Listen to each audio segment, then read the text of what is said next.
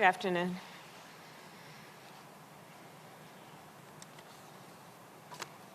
I'm going to give a few remarks and then I'll take questions. First, I want to thank our Vietnamese hosts for so warmly welcoming us to Vietnam. As many of you know, I am the first vice president to visit Vietnam since diplomatic relations were established in 1995. And I believe that this trip signals the beginning of the next chapter in the relationship between the United States and Vietnam. We have had an enduring commitment to this relationship because it matters to the people, to the security, and to the prosperity of the American people, and we believe the people of Vietnam.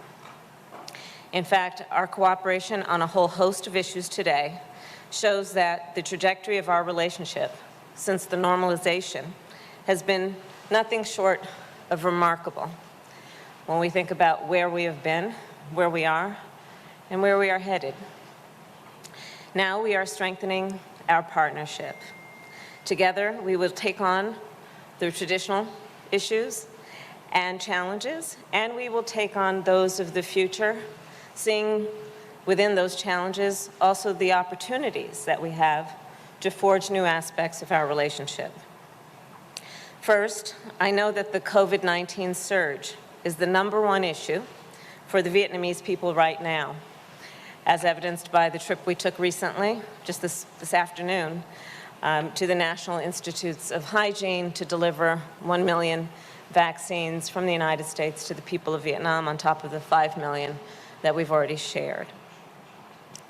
Just as you stood with us, and I say this to the people of Vietnam, during the earliest days of the pandemic, as early as spring of 2020, we now are here for you in this moment of need. More United States-sourced vaccinations arrived through COVAX in Hanoi this morning. We are also supplying freezers to distribute the vaccines and providing millions in public health assistance, millions of dollars in public health assistance.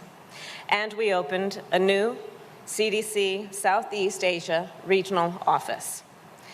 We do intend and hope that the people of Vietnam know that we will be with you as you battle this surge.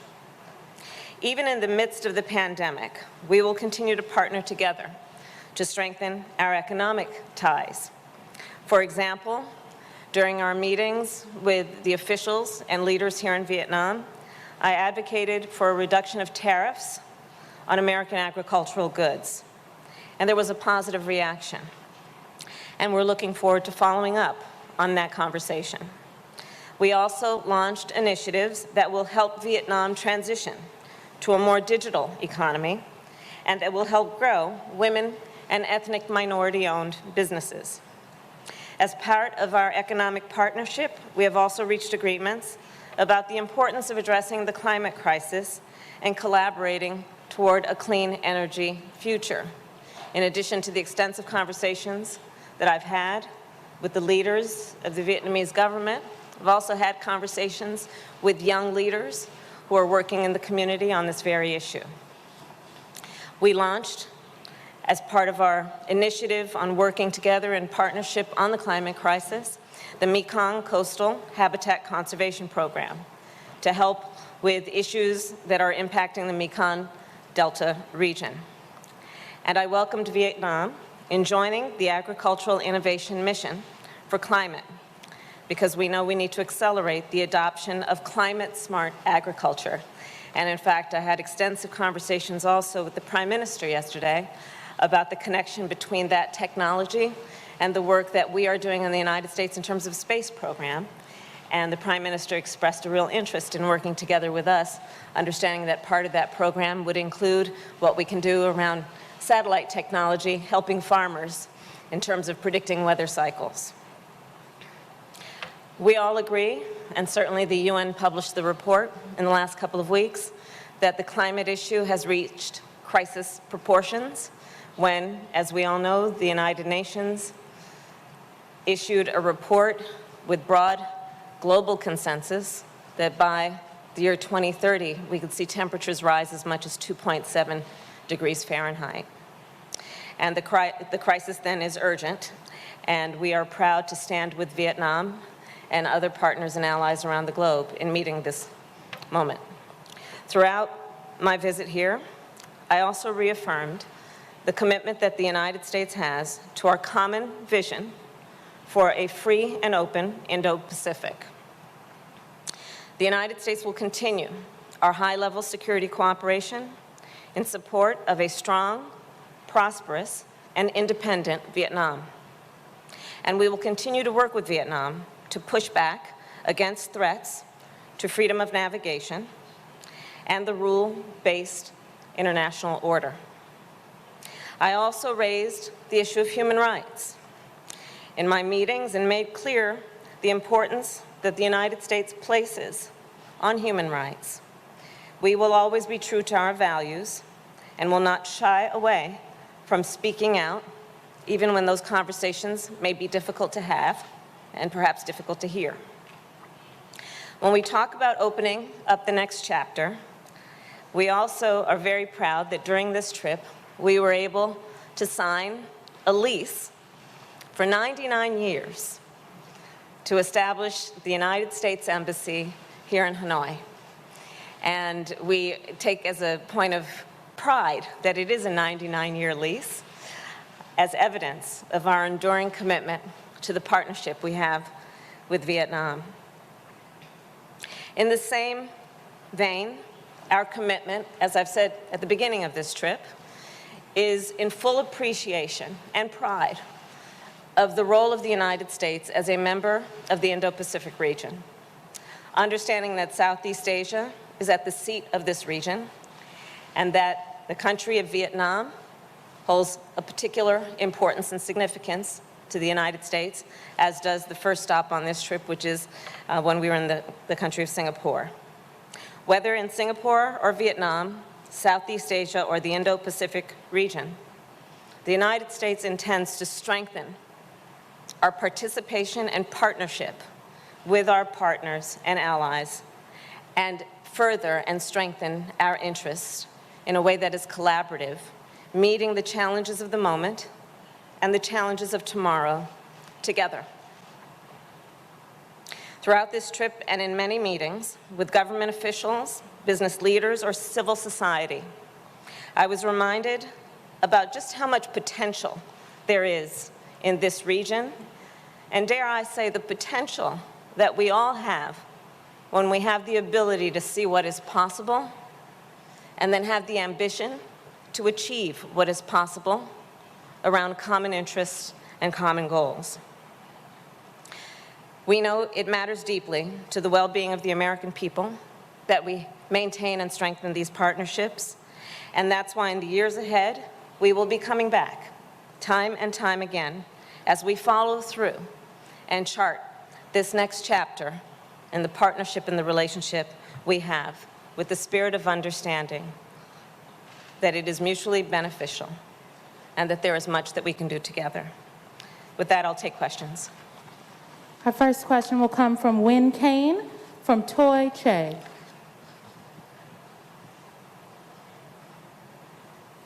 Bên tôi có hai câu hỏi. Câu hỏi thứ nhất là Mỹ sẽ có những cam kết cụ thể gì?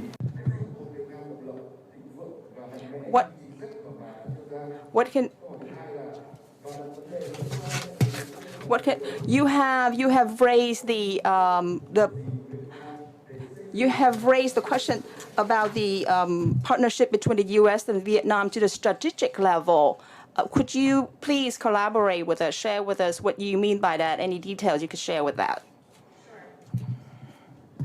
So the relationship that we have with Vietnam is a relationship that really is built on the foundation of understanding what is in our mutual desire to strengthen both our nation's security and economic standing and our ability to meet the challenges of tomorrow.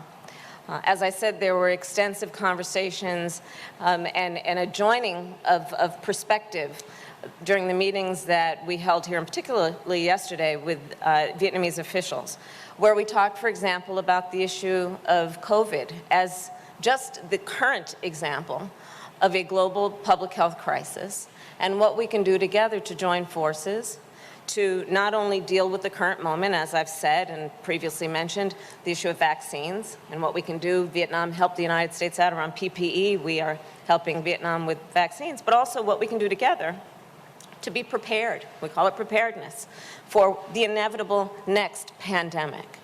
That is part of what it means to strengthen this relationship strategically. Strategically meaning thinking about what might be our challenges, but also what are our opportunities.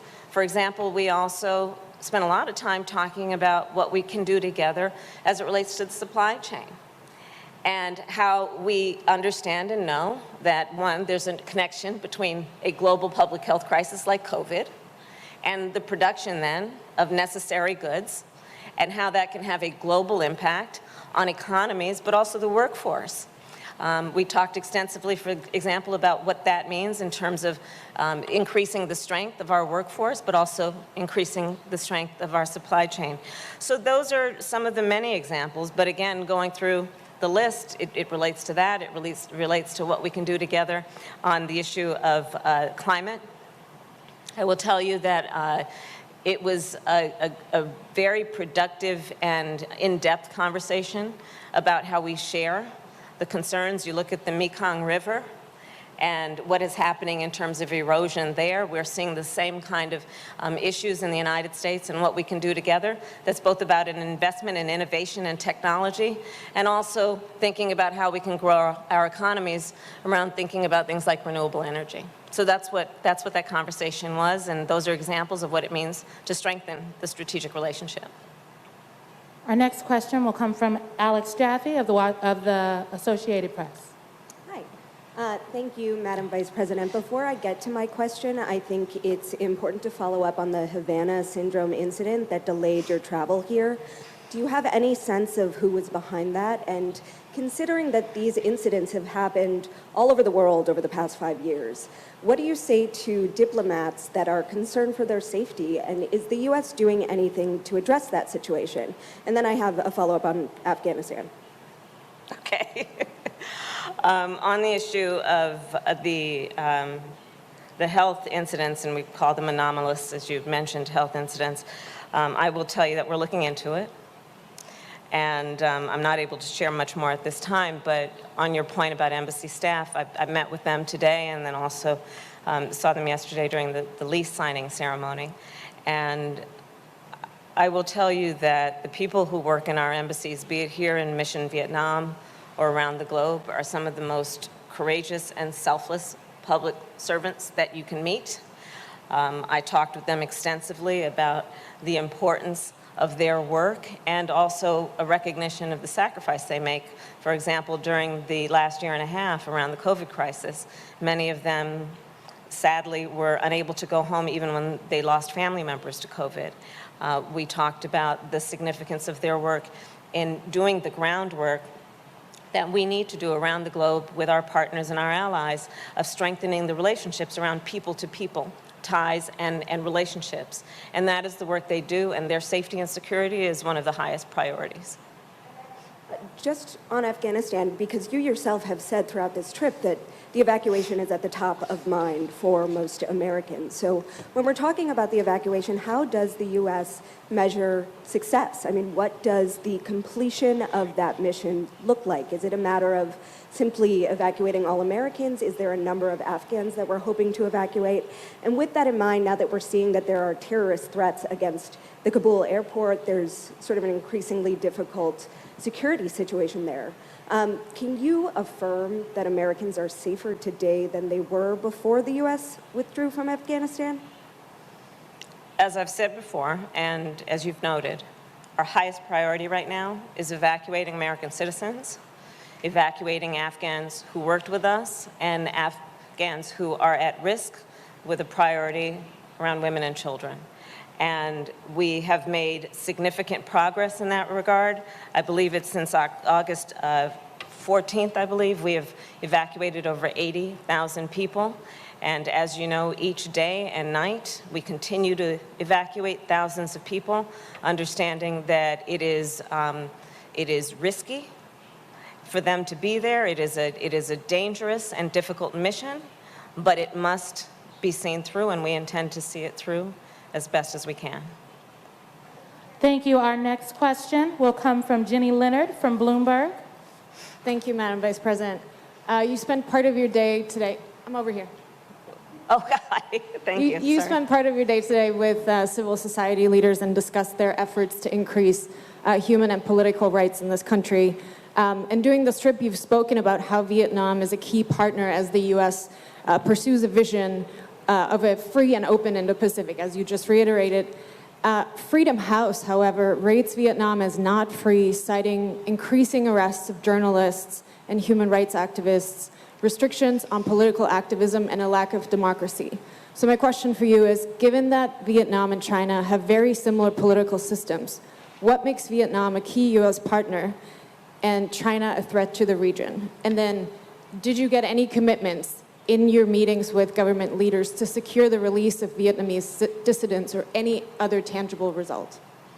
So on your last point, those issues were raised and discussed, as was the issue of human rights, both with the leaders of the Vietnamese government as well as with civil society leaders, because it is a real concern for the United States. And as I said in my opening comments, we're not going to shy away from difficult conversations. Difficult conversations often must be had with the people that you otherwise may have a partnership with. And we do have a partnership with Vietnam, in addition to concerns about human rights issues. We have a partnership as it relates to, for example, again, and I've said, the reciprocal relationship that we've had around assisting the citizens of each of our countries during this global health crisis called COVID-19. We have a relationship with Vietnam when it comes to issues that relate to our economic strength, including, for example, the concern that American farmers have about tariffs. And that is why I raised the issue of the possibility of a reduction of tariffs around American agricultural goods. So there is a lot of work to be done. There's no question about it. That is both about strengthening our nations and in particular our security concerns. And as you said, freedom of navigation is a high priority for us. It relates not only to security but also to commerce. And what we must do to continue to speak up when necessary about human rights issues. And we'll continue to do that. Our next question will come from Tarini Parti of the Wall Street Journal. And Tarini's right over there. Madam Vice President, you called out China this week for its bullying and aggressive maritime actions. If China continues its aggression in the region, particularly in Taiwan, what is the Biden administration prepared to do differently to deter it, given that nothing seems to be working so far? Would the administration consider significantly increasing its military presence in the South China Sea or sanctions? Yeah. And this relates to the last question as well. When it comes to Beijing, let me be very clear, and the President has been very clear. We welcome stiff competition. We do not seek conflict. But on issues like you raised, the South China Sea, we're going to speak up. We're going to speak up when there are actions that Beijing takes that threaten the rules-based international order, again, such as activity in the South China Sea. And the issue in particular of freedom of navigation in that regard is a vital issue for this region. I spoke of it both in Singapore and here in Vietnam.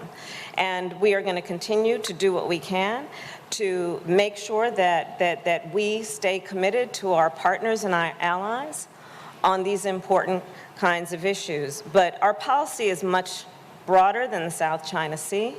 And the partnership that we have here in Southeast Asia, again, and I will repeat myself, has to do with a number of issues that are about productivity and about strengthening the standing of each of our countries.